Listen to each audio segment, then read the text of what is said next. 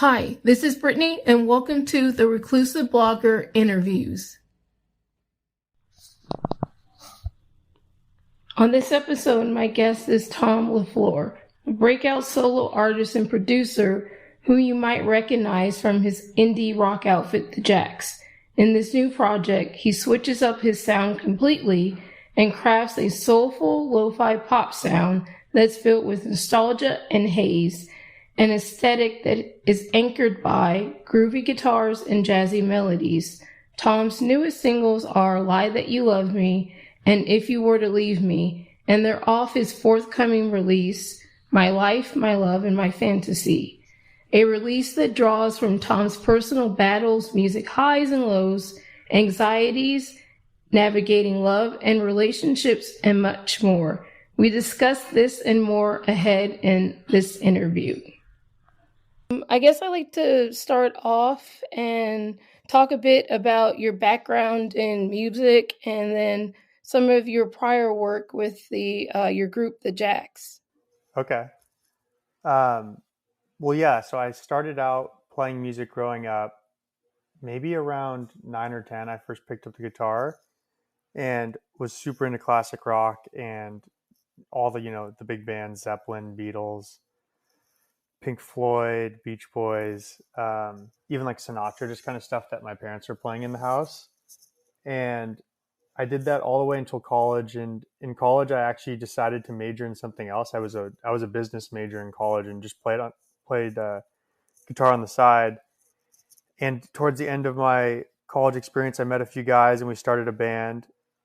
And it was not called the Jacks at the time. It was called, I think it was the Lokers. It was a weird name. But we were the Lokers for a little bit, and then we were Blue Future, and then we were the Jacks. And I was doing the Jacks from probably 2015, 2016 until 2021. And during that time, we signed with we actually submitted our one of our singles to this radio competition, KLOS Next to Rock, and got invited to play at the Viper Room, and we won this like record contract basically. And we showed it to the only guy that we knew in the music industry, and he's like, "Hey, I wouldn't sign this because I'm actually starting my own record label under Universal." And so we signed with him about a year later, and kind of did the whole thing. We toured and recorded with Matt Wallace and Joe Ciccarelli and Sunset Sound, which is like a legendary studio, and got the full band experience. We like toured for years and years, and it was so fun. But towards the end, we started to kind of like bite each other's necks, and it was just a lot. And we played our final show at the Fonda in October of 21. And then I had like maybe a year where I couldn't really figure out what I was doing in terms of music and non-music. Like I didn't really know what my place was.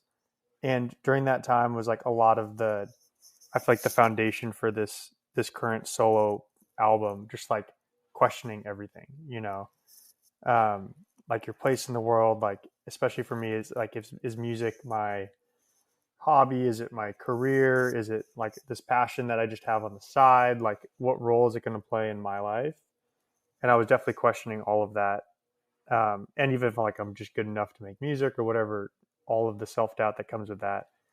But yeah, the band was like a super formative period for me in terms of how to, write and produce. And we ended up producing our whole last album. So like just going through the process of that was definitely the boot camp that I needed to like make my own music eventually. And I guess I have a question kind of going off of that.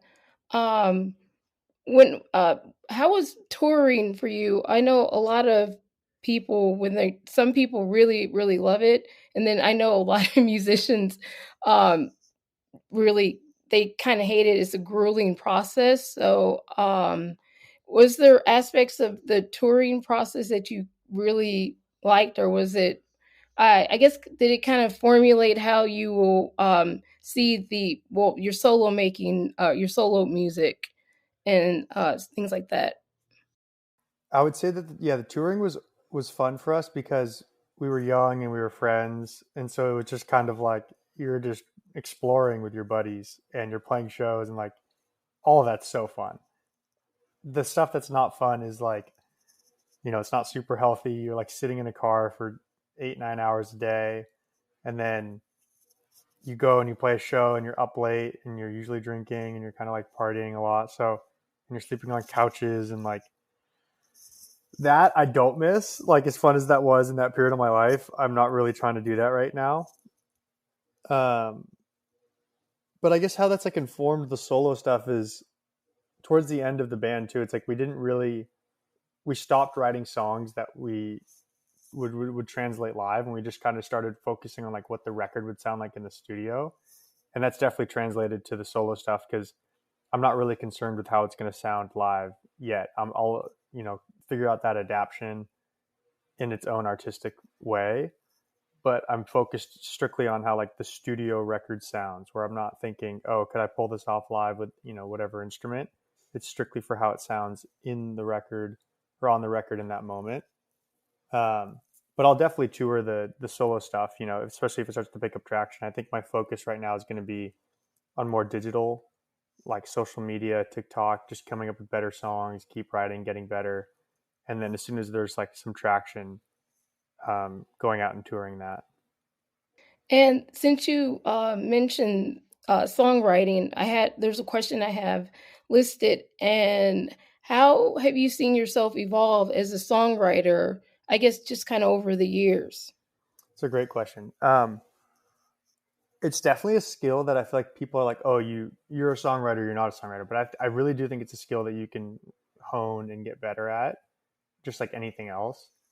And I've found myself, your threshold for what you think is good just gets higher and higher. It's like the first time you ever write a song, you're like, oh my God, I wrote a song.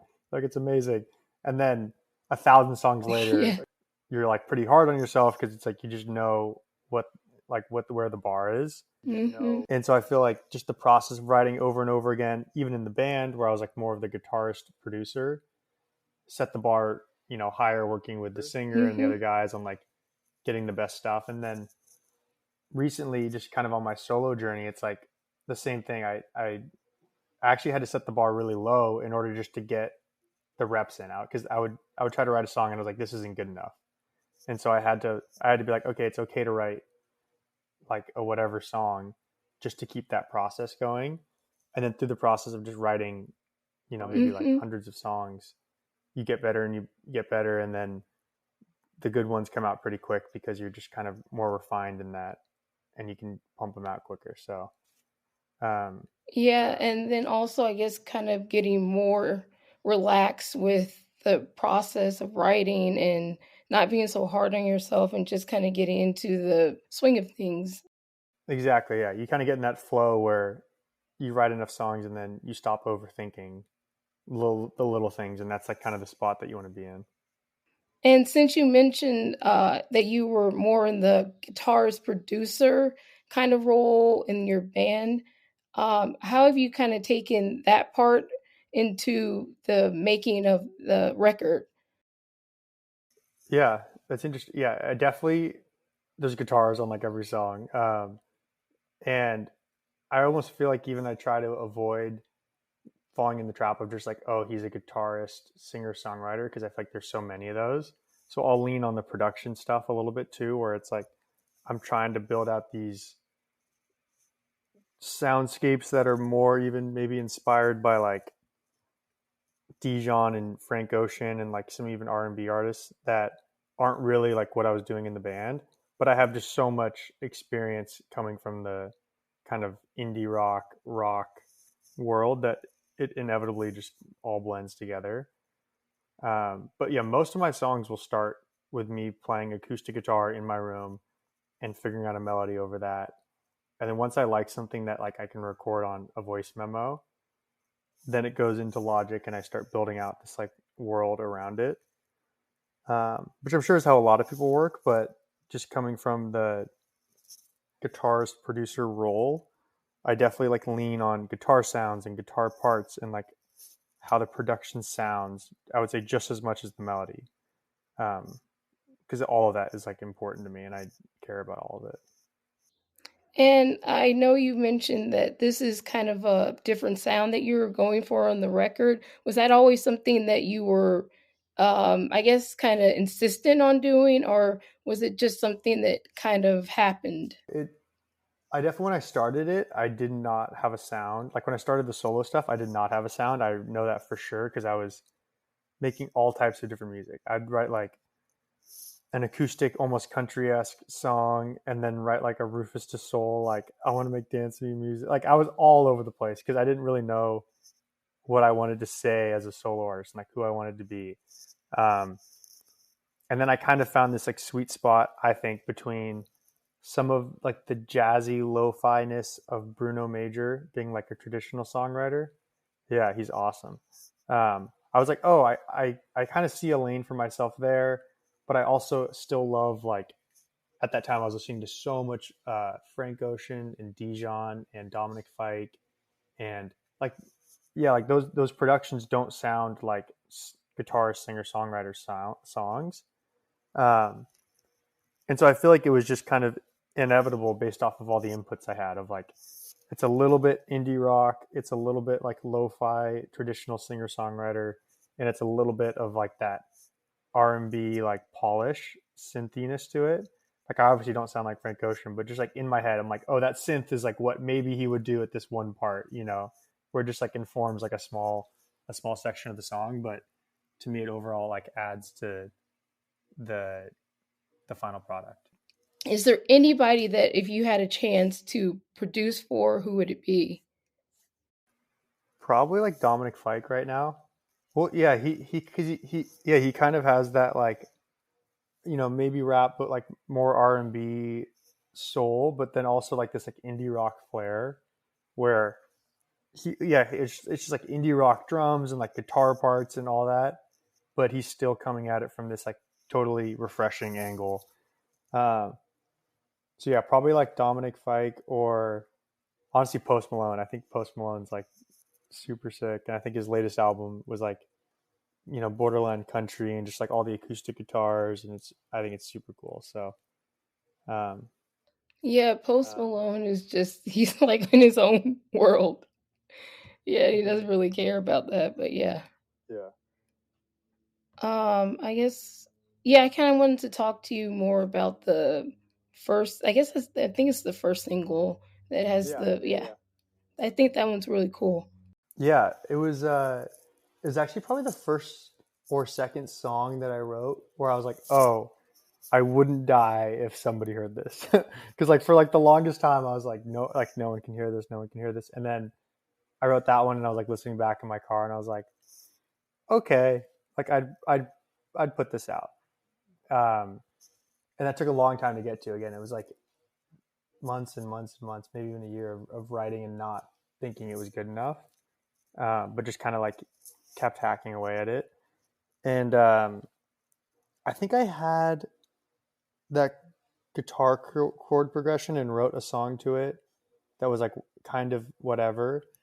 And then I actually remember I was driving and that the main chorus melody came to me and I just started recording it on a voice note and was like, okay, I have to like build the song around that. And then had that chorus and again wrote it on acoustic guitar and just got like refined that chorus melody and then built the song around that and started to like shape what I wanted to say about it's a it's kind of about a relationship, like if you were to leave me, what would I be without this person, but it's also I think a lot for me about like what would I be kind of on my own, even in the band context of like it is one of the first songs I wrote outside of the band. And I wrote like plenty of songs by myself in the band, but like singing on it and putting it out under my name, like this is the Tom LeFlore single. It's like that was a lot of pressure even for me to be like, okay, this is me doing it on my own. And so like, yeah, just who are you without that person or without that support group or like in this new phase of your life? And I tried to like capture that um in that song. Well, I think you captured it well. Yeah. Sometimes I listen back, I'm like, damn, this is kind of sad. And then I'm like, but I was sad then. So yeah, it's okay. Yeah. And I guess, kind of going off of that, and you mentioned a lot of the anxieties that you can get as a songwriter. What advice would you give to maybe not just songwriters, but other creatives to kind of combat that anxiety and still create? I think like the biggest thing is that it's almost like the game within the game of like everyone will tell you have to write great songs, and like the kind of way to get there is by writing a lot of songs. But it's like, how do you convince yourself to write a lot of songs? Is it like, do you just love it enough to write 3 songs every morning, or do you start second guessing yourself for like, this song is good enough, whatever? And like for me, I think I had this, the bar was set so high. I was listening to like all these artists with like hundreds of millions of streams, like world touring artists, and being like, oh, this song that I wrote in my bedroom doesn't sound like that. And it's like, you have to like rewind and zoom out a little bit and be like, okay, this is like your third song that you've wrote. It's like your production doesn't sound as good, like your lyrics aren't going to be as good, but it's like neither was their first or third song or whatever. And so you have to like really lower the bar to allow yourself to make music, but then have the high bar when it's like, you know, finally coming out, time to like put it out, or like do the visuals for it, or like, you know, forming an album, being like, this is what I want to say. You have to have a high bar and like an artistic vision for the whole thing. You can't just like throw whatever up. But in the music making process, you really have to like talk yourself off that ledge and be like, I'm just having fun. I'm just making like a little jingle for no one that no one's gonna like. It has to be, there has to be no pressure on yourself. Um, and again, that just takes time. And like your first couple songs, your first couple hundred songs, like won't even be that good, or they'll feel good in the moment, and you listen back like a week later and be like, it's not that good. But that's just part of the process. So you just got to keep going. Yeah. Yeah, and I honestly, that's kind of true for any creative, because when you first start maybe writing in a capacity for music journalism or a podcast or anything, you just kind of have to be like, well, I have to put it out there to get anywhere, but it can be scary because it's a Yeah. lot. Totally. Yeah. I guess. Oh, this I think this one would be great. What fictional character would you think would identify with like this new era of yours, or just like aesthetic for the record? Which fictional character would, okay, wow. I don't know. For some reason, for some reason, Jimmy Neutron was like the first name that just jumped in my head, but I don't even know if I can like defend that answer. I don't know why. Um, which fictional character? I don't know. Maybe let me circle back on that one. If I'll try to think of something by the end of the interview. I guess I don't know if we kind of answered this earlier, but I guess where do you normally draw inspiration from when you're like songwriting? Yeah, that's a good one.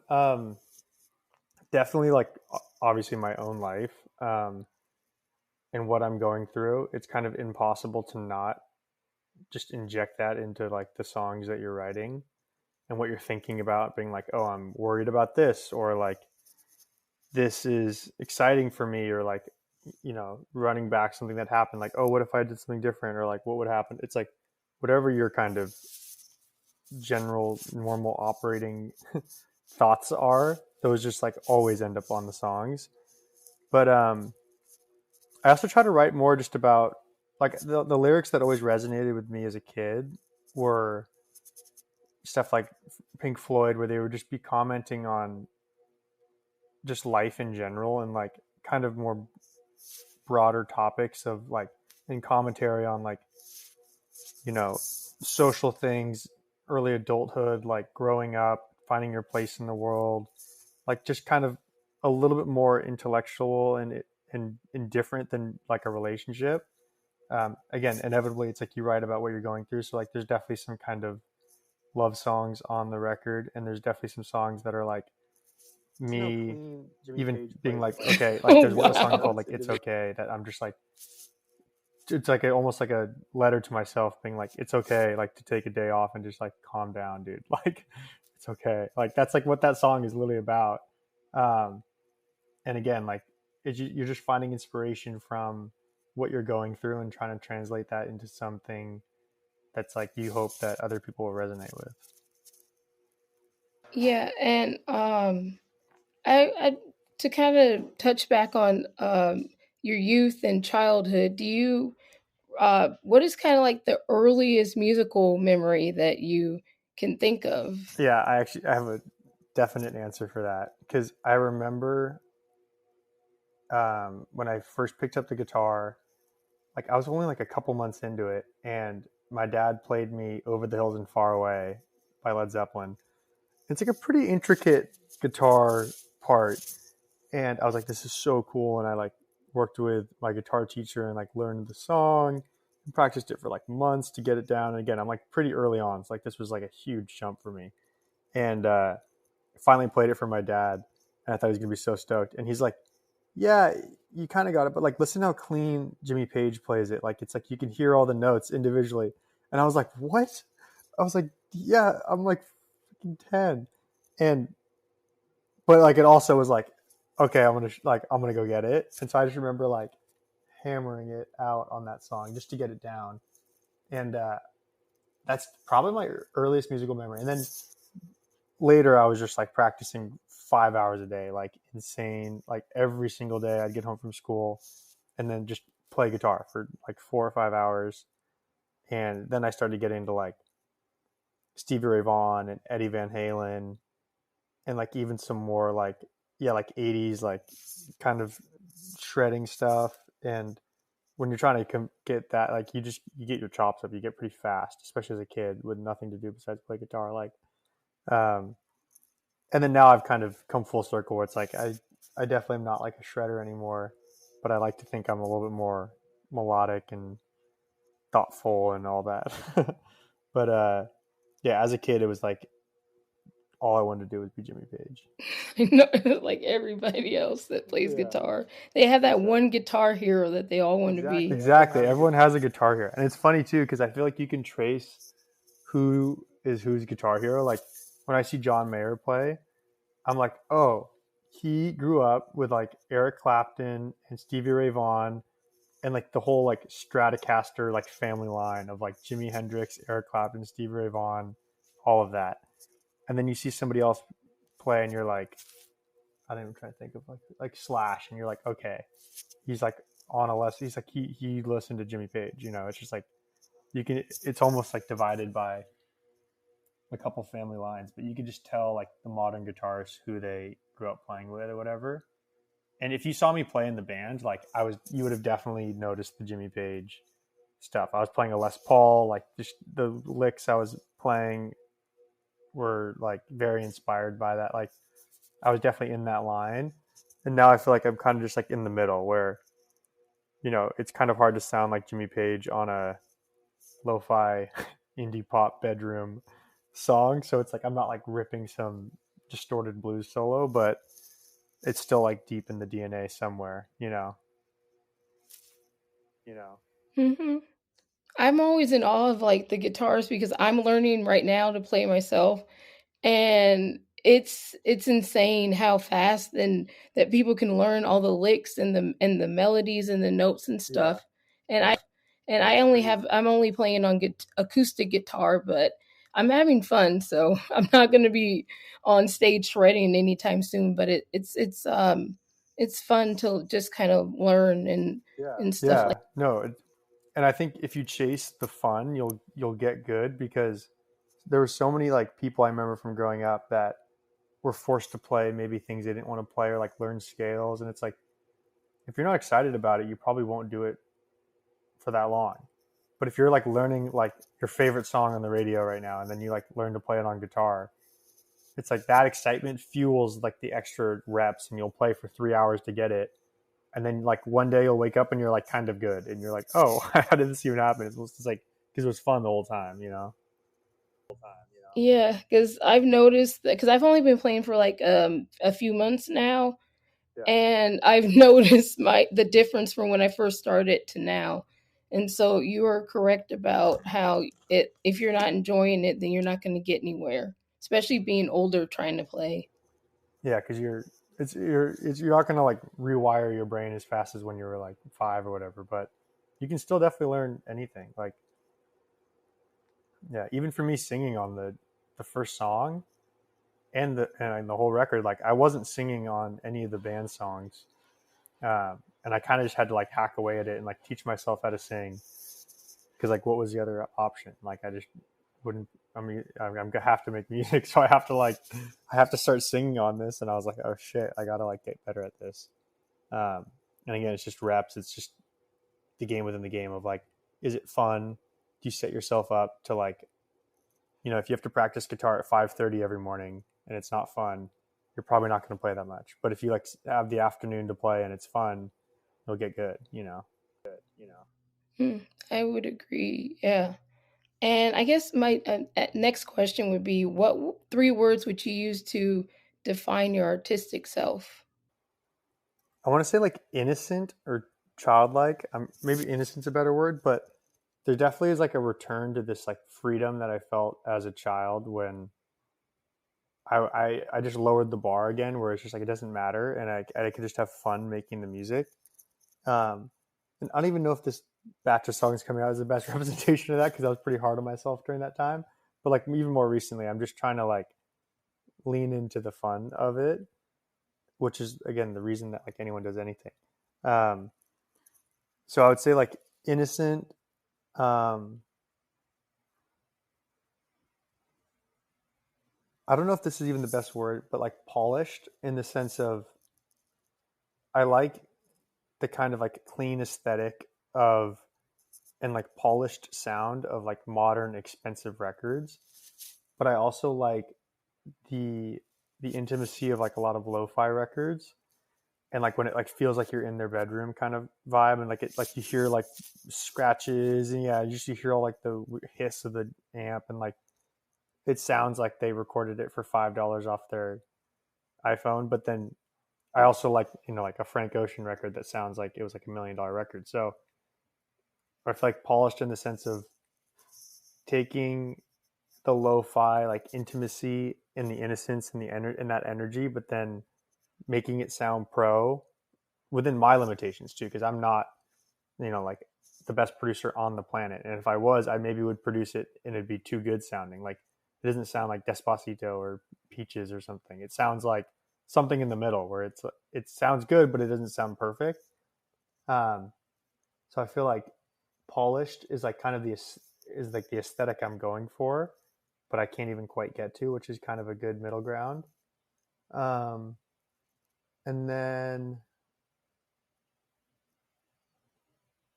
I guess bedroom, which is kind of a cop out because I already said that, but like bedroom in the sense of that's where it was all written and recorded, and that, I feel like that informs the music so much because it really does. Like when I'm in my bedroom, like I'm just gonna sing a little quieter. Like I'm gonna probably like sing more introspective thoughts. It's just like everything just informs room. Like the guitar, I'm even like plucking a little quieter. Like there's electric guitar parts, but like the amp was really quiet. So it's like I feel like that even like kind of comes across where it's like this very intimate bedroom feeling to it. Um, as opposed to like sometimes if you're in a big studio, you can like make it sound anthemic, and there's obviously exceptions to all that. But I just feel like the bedroom really did contribute to it, and it like truly is like an indie bedroom pop Yeah. record. And a lot of those the noises that you were mentioning, you hear a lot on the old school sounds and records because of the way that they made them. It was a lot of, it's like an analog when they Yes, were totally. recording it on the analog recorder and tapes and stuff. And they take that out now because everything is with electronic and stuff. So it Yeah, is. yeah. They make it super Yeah. clean, which is cool.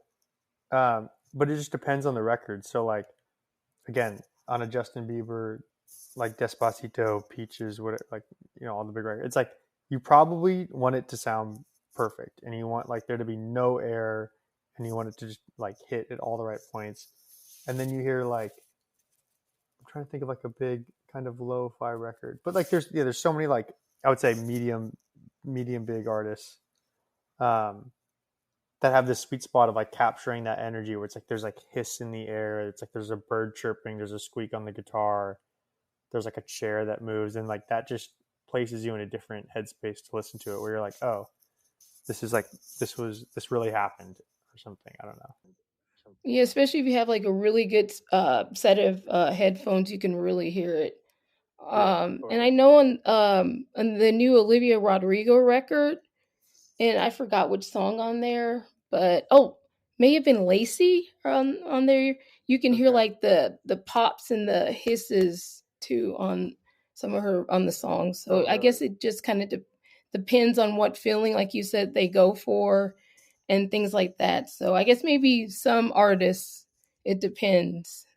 They Yeah. still kind of they keep certain things in and they use it for effect. So yeah. Um, what is something that you learned early on in your career that is helping you now as a solo artist? Okay. I mean, there's so many like little things I can think of in terms of music making and production and songwriting and like general approach. But one of the big things that I'd probably want to highlight is that like I feel like no one's gonna do anything for you at any point. And like I think as I was younger, people would come in, they'd be excited about the band, like labels, managers, agents, other producers, songwriters, other bands that like it could be any form, and they'd be like, oh, I'll do this for you, or like send me your music and I'll like get you in front of this person. It's like the first like 100 times I heard that, I was like, oh my god, this person's gonna change our lives. Like we played a show and this guy would come up to us after and be like, I know this like agent who is Muse's agent, like you guys could open for Muse. And like I'd go to bed being like, oh my god, like this is gonna be it, like we're gonna open for. It's like nothing ever pans out. No one does anything for you. Like you have to do it yourself, kind of thing. And even with our like label, it's like I thought when we signed to Universal that they would just take care of everything. Like, we'd get money and that they would take care of, everything from like touring to like making the tour poster to like what all. I thought they would just like shelter us from everything. We just have to like make music and be a good band. But it's like nothing changed. It's like we still did everything. We still did all of the social media, like all of the like just everything was still on our shoulders.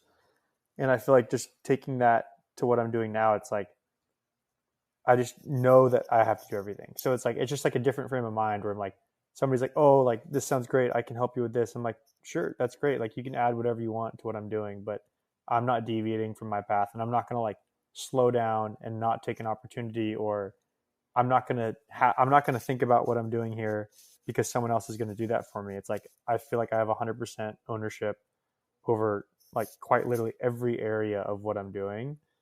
And I don't think I would have had that if I hadn't gotten like numb to the idea of just like people promising stuff. So I feel like I just learned that, kind of early on. And now I just know I have to like, I'll edit all the photos and edit all the videos and record myself and write and release it. It's like every step of the way, you have to be like pretty good at everything. Yeah. Uh, I would the reason why I would agree with you is because I'm doing everything for I don't really call it a brand, but for with my blog and then my podcast and all that, I'm doing everything. So I understand that. Like, There's so many like skills that you have to have in order to just like launch anything. You have to be good at like yeah. like graphic design and like copywriting. Just Hmm. like it's like so many things. Yeah, honestly, at a certain point, maybe you might can hire on people, but then when you hire on people, you have to make sure that they're doing what they're supposed to be doing right. And to me, that's a little scary, but Totally. yeah. Yeah, I guess you don't mind talking about Halloween, do you? Okay. So do you have any plans for Halloween? Not yet, but there's this haunted house at the end of my street that's being built right now, so that'll definitely be on the list. But I don't know. I'll probably come up with a costume like 3 hours before a party and then pull it together and go just to get out and do something fun. But no, I don't have any Halloween costumes or plans yet. My best Halloween costume, I was Jon Snow one year when Game of Thrones was huge. Yeah, I like I had it down. I had the beard and the curly hair and everything. It was good. Yeah, that one I can see. Yeah. Yeah. And then I guess another one to kind of still go with the Halloween. Do you have any favorite Halloween themed movies or scary movies? I'm not really a scary movie guy. I get scared so easily. I'm trying to think if there like I actually like Silence of the Lambs. Um, like there's like a couple good classic movies like that, but um, it's funny. Like I have this group of friends right now that's like trying to go to a scary like haunted house experience thing on the Friday. I'm just like, no, I do not want to go to that. I do not like I do not like getting scared. Yeah. But for me, it depends on what type of movie it is. Some movies I'm just not going to watch. I won't watch like The Exorcist at all. Okay. Not watching Rosemary's Baby. I've seen The Omen, but I don't know. Yeah, I can't even watch the trailers. Like if it comes on TV, I'm like a child. I plug my ears and look down. I'm like, I don't need this. I don't need this energy. yeah. I prefer older movies anyway when it comes to like horror films, stuff like Like older that. scary movies. Yeah, when it comes to well, just in general, but Yeah. yeah. But I'm a bit of a scaredy cat too. I guess kind of what just want to ask you that what is next on the horizon for you, and just kind of want to so we can tell your the fans and see just kind of what is what you have coming up.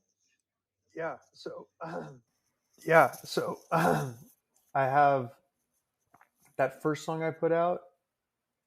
Man, that was beginning of September. I have my second single coming out this Friday, so October 6th, and then I'm gonna do another single a month after that, so November, whatever it is, 7th or 8th. And then I'm gonna put out my like first album. I don't know if I'm calling it an EP or album yet because it's probably like 7 or 8 songs, but that'll come out mid-November, so like maybe 2 weeks after that next single. Um, and that'll be like a good just ground level of like what Tom LeFlore is on like a very like aesthetic level of just this is like the kind of sounds I like. This is the kind of songwriting it is, and like I feel like for me that's a big relief to be like, okay, this is like the beginning of my artist footprint where it's like, this is, chapter one. Like that's what I feel good about right now.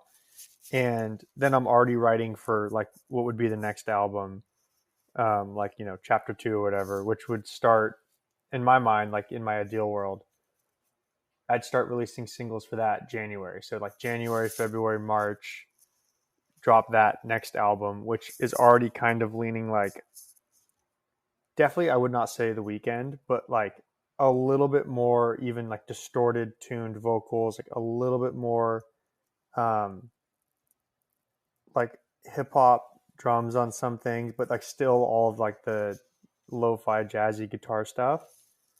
And I kind of want to like lean into that like I would almost say like darkness energy that I'm getting from that. It's like uh and even some of the productions like maybe a little bit like Kanye or something. I don't know. And I want to like double down on that and do that January, February, March, and maybe release like 8 or 9 songs in that window. And then while I'm writing that, I'll probably be inspired by the next thing. But like, I definitely want to release a song every single month through the end of this year and the next year, and like honestly, maybe like 3 albums. Like, I just want to put out a bunch of music because I feel like I've just been kind of like held back too for so long that now it's exciting for me to be like out of the gates just putting out music. So That's amazing because when someone can just write and keep writing and finally get all that creative energy out, that's really good. So I'm congrats on yeah, that. yeah, thank you. Yes. And my last question is there anything that I didn't ask that maybe I should have asked? Actually, I don't think so. At least not off the top of my head. Well, it was really great speaking with you, and I really wish you the best of luck and everything on your musical path and everything. Love the first song. Awesome. Thank you. Yeah, check out the one on Friday. It's coming out in, what is that, 3 days? Yeah, it's exciting. But yeah, thank you. That was awesome. You asked great questions, and I wish I had a better answer for the fictional character, but maybe something will come to me and I'll send it to you.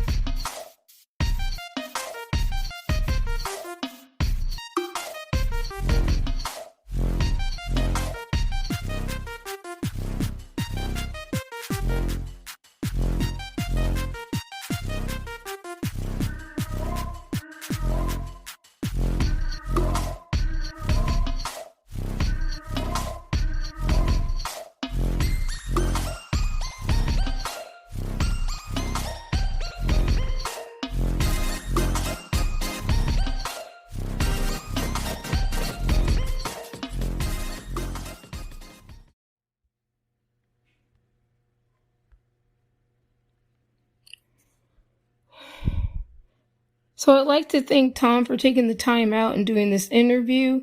You can stream both of his new songs, Lie That You Love Me and If You Were to Leave Me, which are out now. Also, please don't forget to hit subscribe so you never miss an episode. And of course, I'll see you in the next one. Bye.